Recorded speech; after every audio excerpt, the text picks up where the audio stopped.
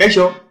Mikel eta Jon gara, eta nabigatzaileetan pasaditzen biltegiratzea azaltzera etorri gara gaurkoan.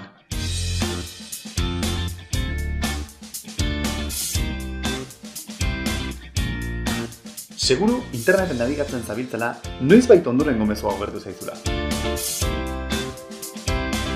Gorde nahi alduzu pasahitza? Gorde aukeratu ezkero, ez duzu pasahitza gogoratu beharko, nabigatzaileak egingo baitu zuregatik. Nola da posible baina?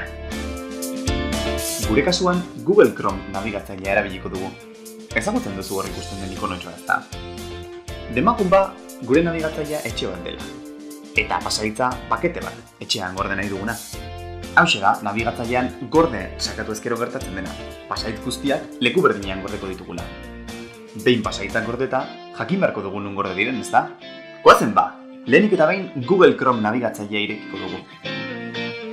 Pantailan agertzen den testu lerro hori Google Chrome nabigatzailearen goiko barran sartuko dugu orain, hitzez hitz. Eta ondoren intro sakatu. Orain pantailan ikusgarri dituzu Google Chrome nabigatzaileak gorde dituen pasahitz guztiak, bai eta erabiltzaile izenak eta webguneak ere.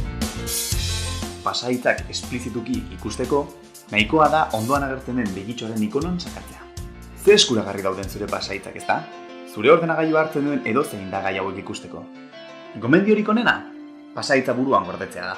Baina hala ere zailtasunak baldin badituzu hau egiteko, hobe da zure pasahitza paper batean apuntatzea eta etxeko leku seguru batean gordetzea, nabigatzailean gordetzea baino.